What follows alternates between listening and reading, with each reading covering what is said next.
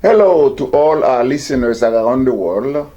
Thanks for the privilege of your time. My name is LEGRAND PARISIEN SALVANT. Welcome to the SALVANT report. As we have said several times, to help you understand the world we live in, the SALVANT report has gathered information from several sources. To name a few, New York Times, Foreign Affairs, Washington Post, Miami Herald, Monde Diplomatique, using their most recent report to shed light on multiple events happening around the world. And today we're going to share some reflection with you regarding the U.S. strike in the Caribbean.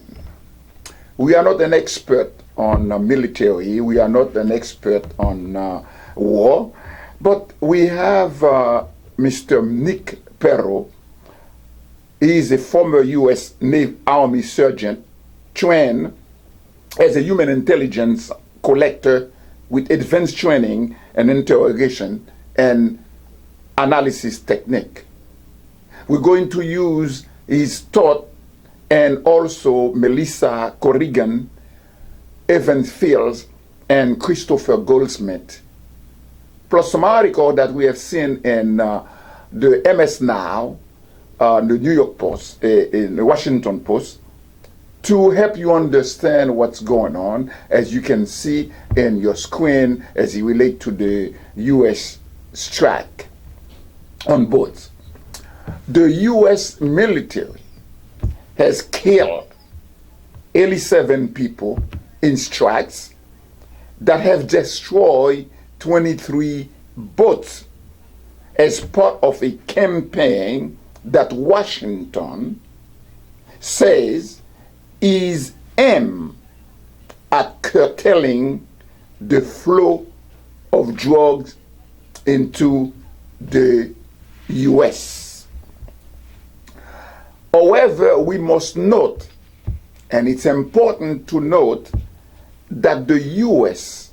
is not currently in a validly defined or declared armed conflict.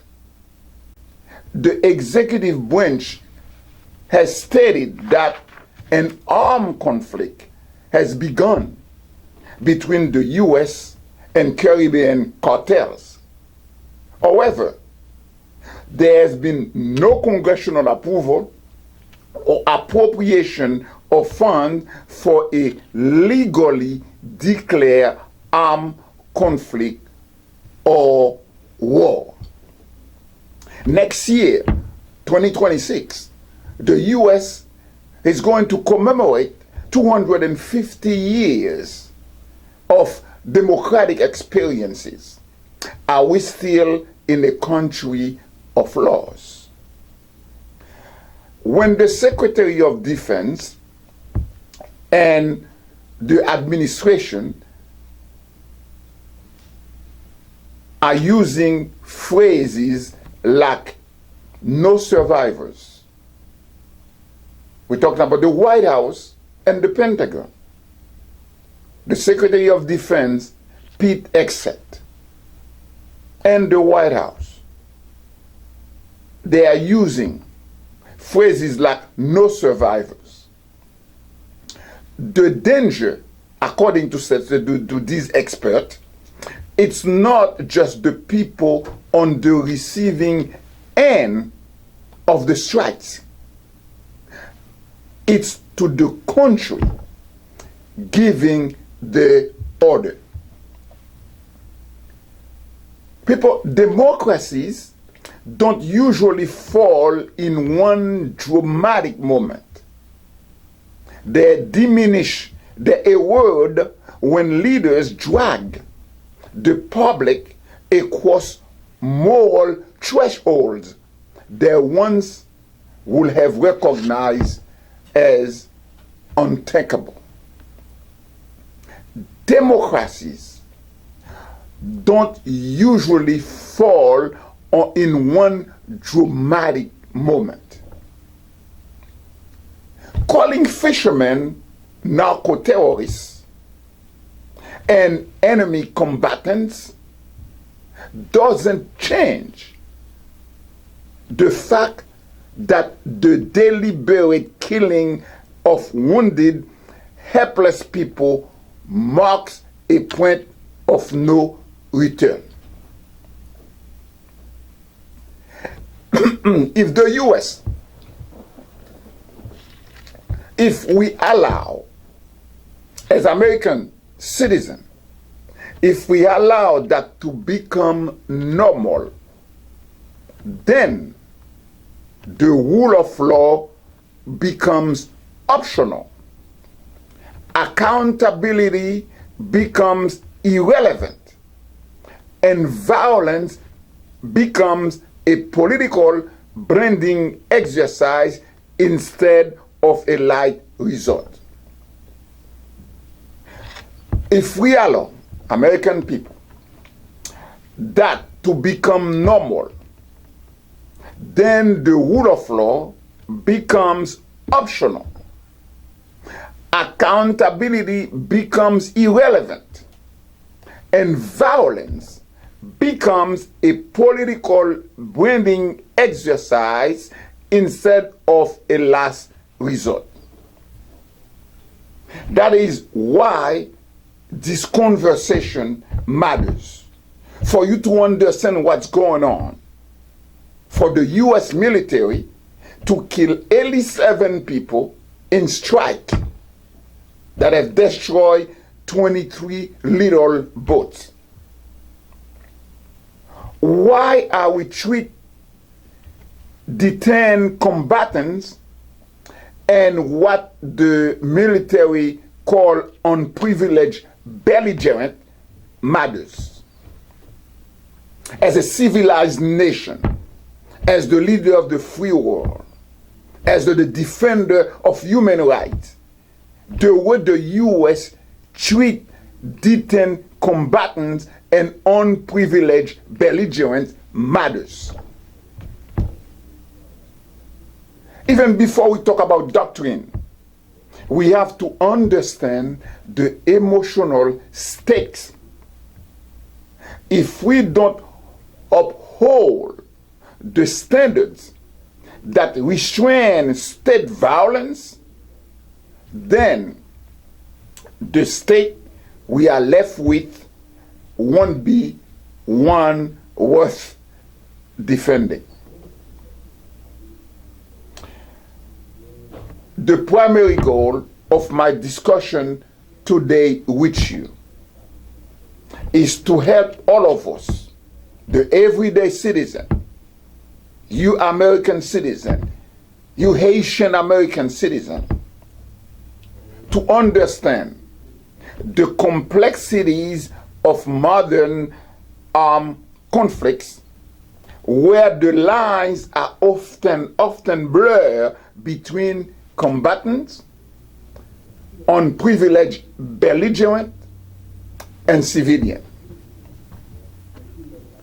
This can be particularly difficult for persons who are assumed to belong to non-state groups, those who wear civilian clothes, or attackers of unknown affiliation. These persons are often pose acute legal and moral challenges when wounded or captured. This discussion explains the legal framework, information that we have gathered from all the sources, and with the reflection, the suggestion, the analysis of Nick Perro, Melissa Corrigan, Evans Fields, and Christopher Goldsmith. This discussion explains the legal framework, drawing on the Geneva Convention, customary international humanitarian law. And the U.S. Department of Defense Law of War Manual. They have one explaining how to behave for how wounded person of uncertain status, so-called in their book unprivileged belligerent, must be treated, detained, and ultimately released. And the U.S. Department of Defense Law of War, has explanation how for wounded person of uncertain status, so-called in their language unprivileged belligerent, must be treated, detained, and ultimately released. When Washington and the White House have people who respected the law of the land, how do you classify these people?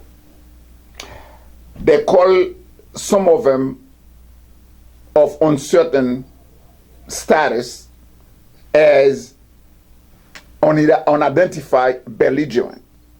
But before we go into that, in that reflection, in that a discussion, let us first clarify what it means to be a civilian, unprivileged belligerent, or combatant. The classification of a person from the baseline for the decision-making processes for strategic and operational levels, and ultimately determine how a person is to be perceived during an armed conflict or war. Who is a civilian? A civilian is the default classification of a person. That's in their language. A civilian is a default classification of a person. It is always the initial presumed status. This presumption of civilian status forces a commander or other decision maker to perform a form of due process. The person must be proven. This doesn't go to the level of reasonable doubt, reasonable double for evidence, as would be in a normal civilian court. To be a non-civilian before they can be engaged as a combatant. It said this person must be proven, and this doesn't go to the level of reasonable double. That's what they call it in their language. For evidence, as will be needed in normal civilian court. We're not talking about reasonable doubt, but double. What are the governing policies in this situation? Because we started by telling you that the U.S. military has killed 87 people in strikes that have destroyed 23 boats.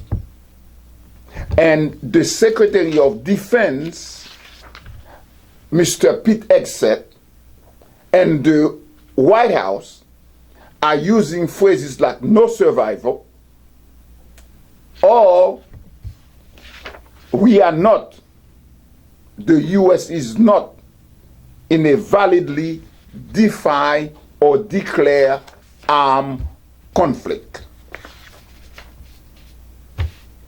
Now, it's not a question who does what. What are the instruction manual? What you're supposed to do in some situation. That's what we have these books called instruction manual. Let's go to the Department of Defense Law of War Manual. Let's call it DOD. In section 4.4.1, the manual said, civilians are persons who are not combatants. That's what it says. On section 4.42, the DOD, Department of Defense Law of War Manual said, civilian may not be the object of attack unless and for such time as they take a direct part in hostility. This is straight from DOD Law of War Manual. Civilian may not be made the object of attack unless and for such time as they take a direct part in hostility. Now we're using the governing policies of the Department of Defense. And we know, and we just said that the Secretary of Defense, Pete Hegseth, talking about no survivor when the U.S. is not in armed conflict with the Caribbean cartels, because we are in a country of law. It must have a congressional approval or appropriation of funds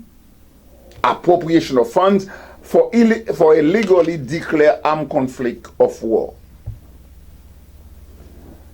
The DOD Law of Manual in section 5.4.3.2, what does it say? It said, in case of doubt, whether a person is a civilian, the person shall be considered a civilian. This is crucial for you trying to understand the 87 people that were killed by the U.S. military in strikes that destroyed 23 boats, saying that we are in war with the Caribbean cartels. The DOD Law of War Manual says in section 5.4.3.2, in case of doubt whether a person is a civilian, the person shall be considered a civilian. Meaning, if you don't know, regardless of who. Now, since we're talking about the classification of person, what do they say about unprivileged belligerent? What do they say about unlawful combatant and unknown actor? Somebody that they don't know. Because it's a war. It's an armed conflict. Anybody can get in. But you have a responsibility as a country of law, as the defender of human rights, to make the difference. Otherwise, the U.S. is losing its moral authority. How would you be able to dictate to North Korea or some world government that you're not supposed to kill people just like that? When you are doing it and you have some instruction on your books that give you guidance how to act, asking you that if you are in doubt whether a person is a civilian, regardless who, the person shall be considered a civilian. That means until proven otherwise. Until proven otherwise. If the US is not currently in a validly defined or declared armed conflict, the 87 people that were killed, were they assassinated by the US military?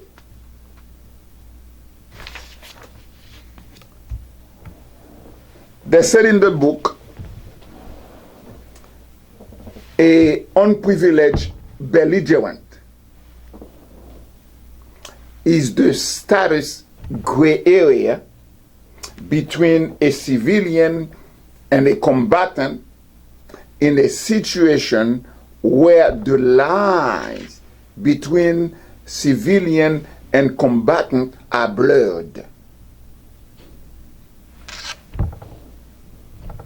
One example is a spy.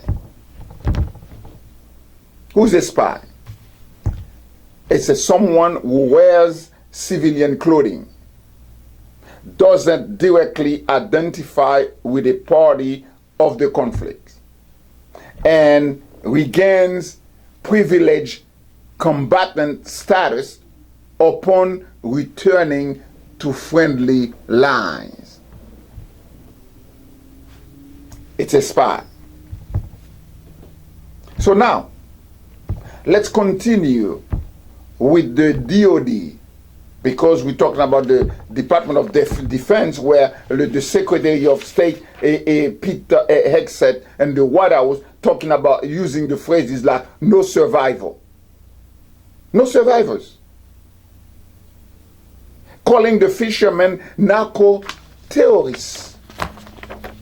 Based on what? Based on what? And the DOD Law of War Manual, Department of Defense, the instruction manual, Section 4.3 says, unprivileged belligerent may generally be classified into two categories that may be distinguished from one another by the presence or absence of state authorization. Number one, person we have initially qualified as combatant. Number two, person who never met the qualification to be entitled to the privileges of combatant status, but who have, by engaging in hostilities, incur the corresponding liability of combatant status. Unprivileged belligerent. The Department of Defense Law of War Manual put them in two categories. Person who have initially qualified as combatant, but have acted so as to forfeit the privileges of combatant status by engaging in spying or sabotage.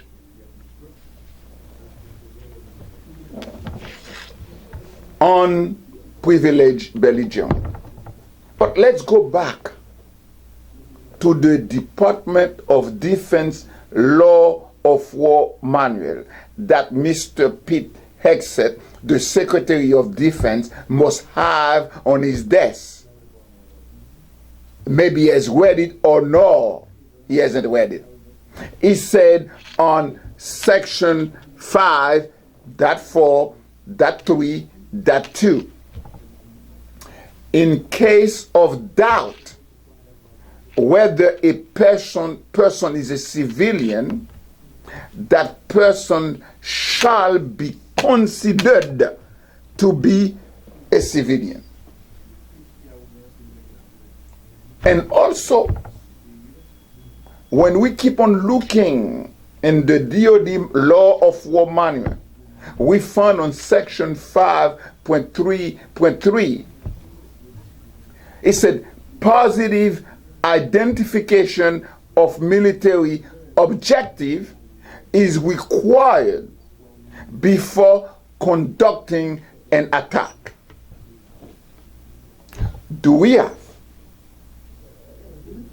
some documentation as it relates to the positive identification of military objective before conducting an attack, before the strike, that the military, the US military, not the North Korea military, not the Russia's military, not the Iran's military, but the US military had killed 87 people? Do we have some documentation as it relates to the positive identification of the military objective for this situation, which required before conducting an attack? The world is asking for that documentation. Because if the US is supposed to be the leader of the free world, if your US the defender of human rights, if the US would want to keep his moral authority to dictate to other countries how to behave, he must start with the US. If you are not in a validly defined or declared armed conflict, how to interpret the US military strike killing 87 people? Is that a country of law? Is that the same country that's going to commemorate or celebrate 250 years of democratic experiences? Is it a country of law? We must know. Because if the US, the leader of the free world, the defender of human rights, is losing his moral authority, whatever was left of it, we are in a big trouble. The world is already out of balance. We have 59 conflicts around the world where people are killing people just like for a sport. Who is going to say, stop, this is not right? If the US military are killing people just for sport. What's the definition of a combatant? A combatant is a person who may engage in hostility, and they are liable to being made the object of an attack because they are combatant. And they have met the positive identification criteria of being a member of the armed forces of a party to the conflict. That's a combatant. He's a member of the armed forces of a party of the conflict. And these are non-uniform service members. if you are a uniformed service member, being a member of the armed forces of a party to the conflict, you are a combatant. Or you are authorized to participate in hostilities. This excludes medical personnel and chaplains because they do not have the right to directly participate in hostilities. And a combatant is entitled to combatant immunity.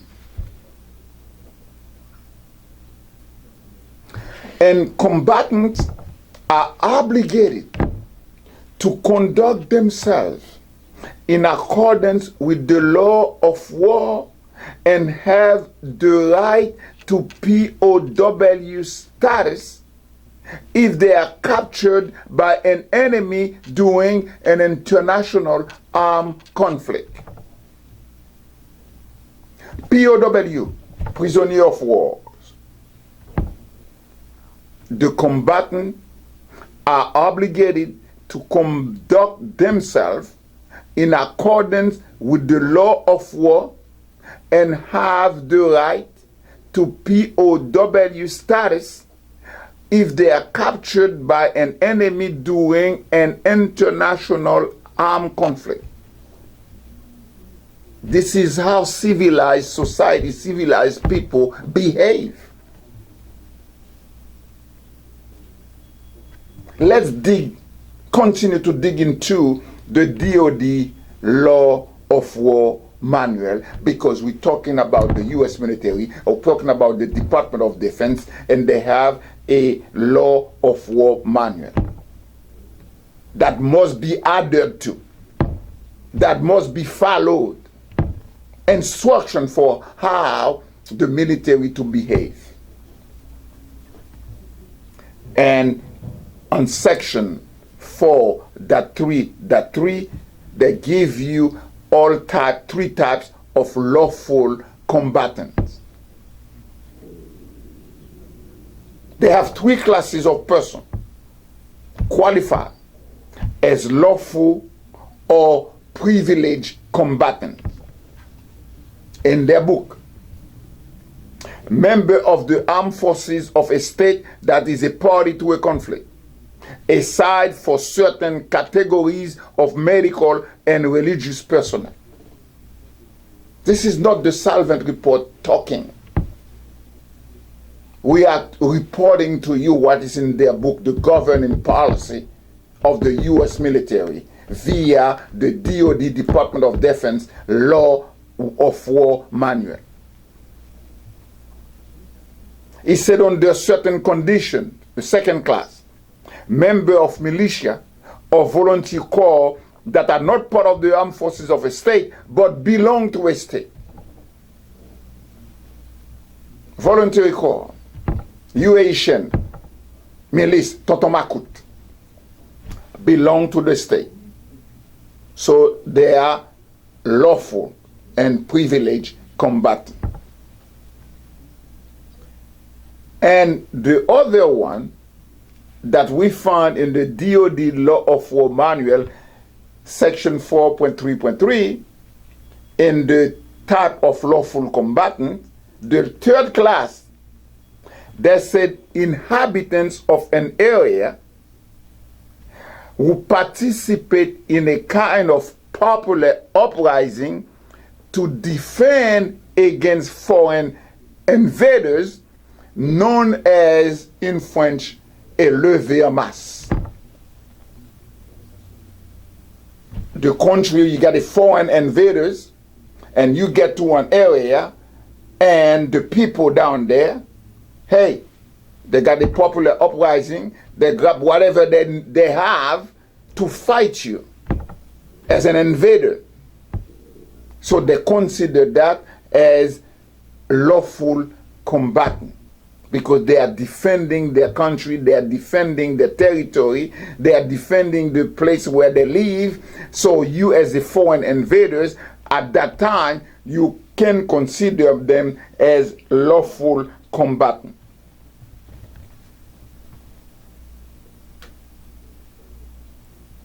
But we keep on going and find that the DOD Law of War Manual on Section 4.4.1, pardon, Section 4.4.1, in general, combatant may engage in hostilities and may be made the object of attack by enemy combatants. However, that's very important. However, combatants placed hors de combat must not be made the object of attack. Hors de combat or out of combat. So hors de combat is French. Must not be made the object of attack. Combatants must conduct their operation in accordance with the law of war. This is the DOD Law of War Manual speaking. The Department of Defense. A book of instruction that every man in the military, men and women, and also I think that the Secretary of Defense, Pete Ike, said must have one and must read it. It said combatants may make enemy combatants and other military objectives the object of attack, but may not make the civilian population and other protected person an object to the object the object of attack. If the combatant is hors de combat, it must not maybe made the object of an attack. The same thing that happened to what you see on your screen, the second strike. A little boat was destroyed by a missile. And then, because they have 2 survivors, another missile was launched to kill them. Since we are not in a declared conflict, it's not a war per se, we cannot talk about war crime. But a lot of people, a lot of experts are talking what now about a murder or assassination. What are the legal baseline in this situation? You Haitian, you must understand what's going on. Especially those of you who speak only English. Because the U.S. is not in a legally declared state of war or armed conflict, the presumption is that all UB, unprivileged belligerent, that's what UB mean, they are civilian, not armed combatants. The U.S. military functions on a system of strict rules and regulation which must be adhered to prior to deadly force being legally authorized.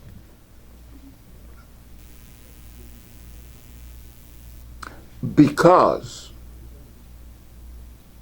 the U.S. is not in a legally declared state of war or armed conflict, the presumption is that all unprivileged belligerents are civilians, not armed combatants. The U.S. military functions on a system of strict rules and regulation which must be adhered to prior to deadly force being legally authorized. Meaning according to their own book. The 87 people killed by the U.S. military in strike, they are either murder or assassination. And since we are not in a state of war, some people loosely talking about a war crime, but it's not, because we are not in a state of war or armed conflict. And the rules are there. The regulations are there. Mr. Pete Hegseth, whatever the name is, the Secretary of Defense, it's not supposed to be on your desk. That's what it says. Are we in a state of war or armed conflict? Is the U.S. in a legally declared state of war? And even though the U.S. military has killed 87 people. However, the book said the U.S. military functions on a system of strict rules and regulation, which must be adhered to prior to deadly force being legally authorized. How do we treat these people? As the U.S. was the pioneer 80 years ago of an international security order, put together a lot of organization, international organization, and International Monetary Fund, World Bank for financing, General Trade Agreement for how we exchange for economic development, the NATO alliance. What are the treaty and customary obligation in this situation? At the core of the international humanitarian law, there is an unconditional duty to care for the wounded with strict prohibition on attacking person or the combat. This is a French term meaning that person is put out of combat, either by sickness, by wounds, by detention, or any other cause. The international humanitarian law does obligation. This is an unconditional duty to care for the wounded. Common Article 3 and the treaties that protect the wounded, even where parties or affiliation are murky, they set minimum standards that bind all parties. Customary rules such as the International Committee of the Red Cross, Rule 47, reinforce that wounded and incapacitated person must not be targeted and must receive medical care. The second strike from the last boat, there where they killed the two non-identified people. Did they fall under the Rule 47, which asks that wounded or incapacitated person must not be targeted and must receive medical care? Did the U.S. military murder them? Was that an assassination? That's the discussion right now. What is the practical implication in that? What's the practical implication? I'm talking to my listeners around the world. Haitian native. Regardless of whether someone is a lawful combatant, an unprivileged belligerent, or a civilian, a medical need always governs immediate action.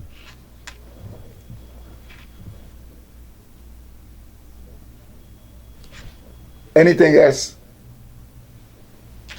it's execution. Anything else is an assassination.